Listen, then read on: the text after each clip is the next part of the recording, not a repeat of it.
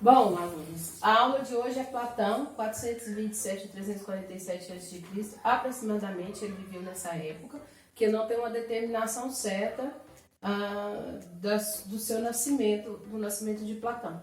Isso aqui é uma imagem de Platão, para vocês entenderem. Nasceu em Atenas, né, porque lá se permitiu a filosofia, a gente já viu isso, numa família da alta aristocracia. Era aluno de Sócrates e mestre de Aristóteles.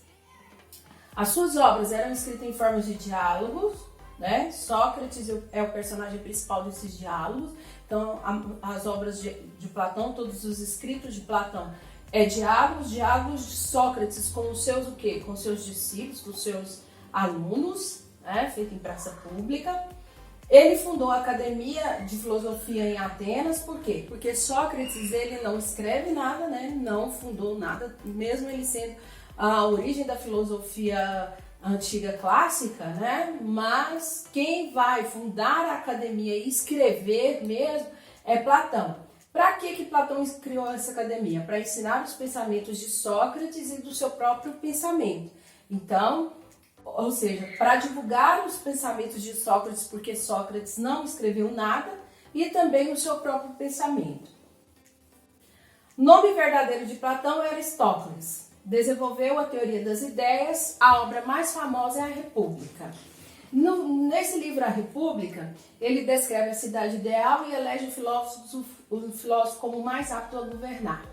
O ser humano forma comunidades para buscar na atividade alheia aquilo que lhe falta. A cidade é a necessidade de sobrevivência. Então, no livro, nessa obra, A República, ele vai descrever essa cidade ideal. Quem tem que governar na cidade? O filósofo. Por que o ser humano precisa viver em comunidade? Para buscar atividades que ele não pode realizar. Então, a cidade passa a ser necessidade de sobrevivência para o ser humano. Para ele, existe uma correlação entre a alma dos cidadãos e a cidade, uma corpolatropia. Então, o que é a corpolatropia em Platão? Essa é a relação da alma com a polis que ele descreve no livro A República. Ou seja, a alma seria o cérebro, a parte racional, o intelectual que se dedica ao conhecimento, e na cidade, quem exerce esse papel?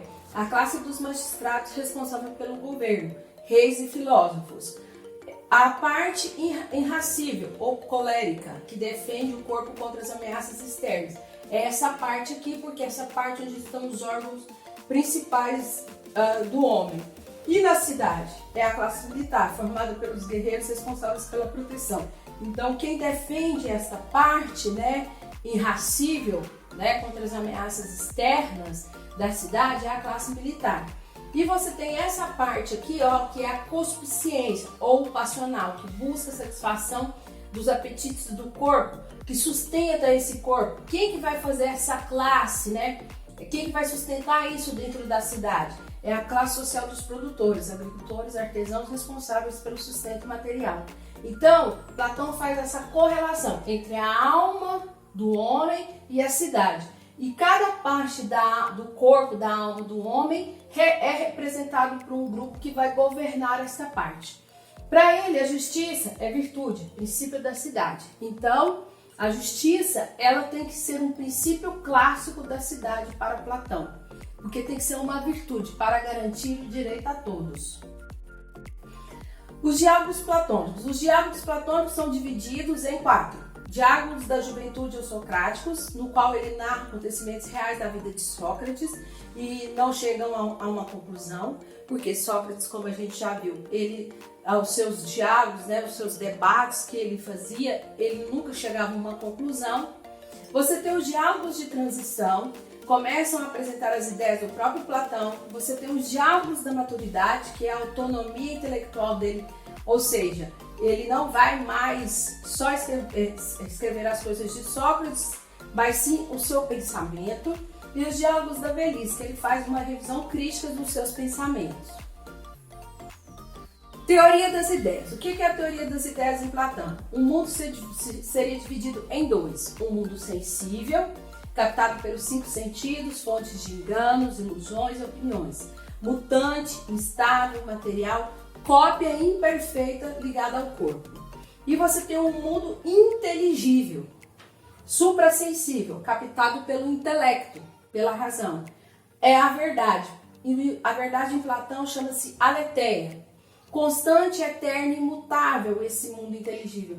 Material, ligado à alma. Então, para ele, dentro das ideias, você tinha esses dois tipos de ideias. O mundo sensível e o mundo inteligível. Duas formas de alcançar o conhecimento inteligível para Platão. Através da dialética, o diálogo em que o confronto de ideias gera novas ideias e mesclam elementos das ideias anteriores. Movimentos ascendentes. Aqui seria a alegoria da caverna, que a gente já viu várias vezes esse mito da caverna, né, terceiro ano. Então não preciso ficar debatendo que a gente, lá no primeiro ano, a gente discutiu muito sobre o mito da caverna.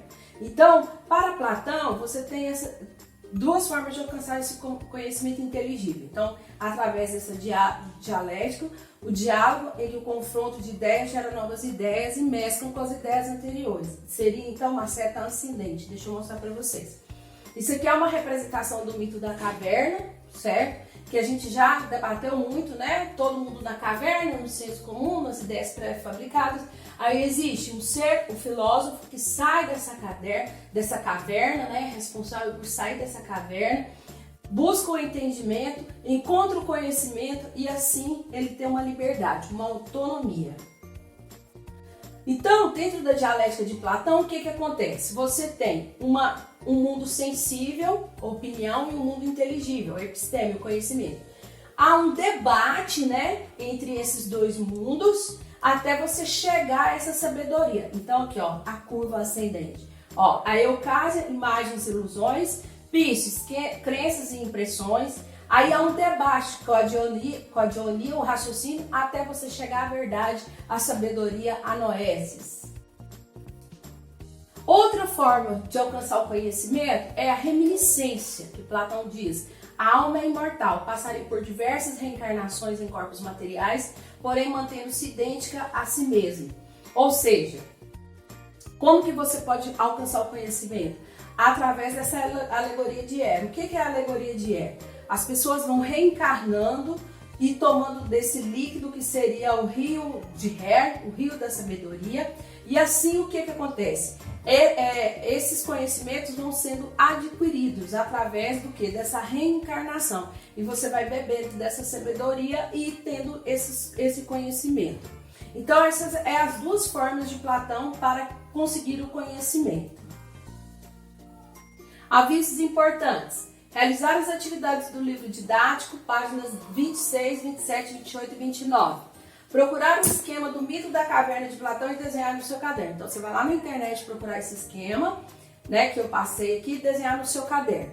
Não esqueça de deixar seu nome no comentário para constar como chamada. E qualquer dúvida, estarei lá online, no grupo do WhatsApp. Mas também pode me procurar no Instagram, @RodriguesFerreira Diz, que na medida do possível eu retornarei.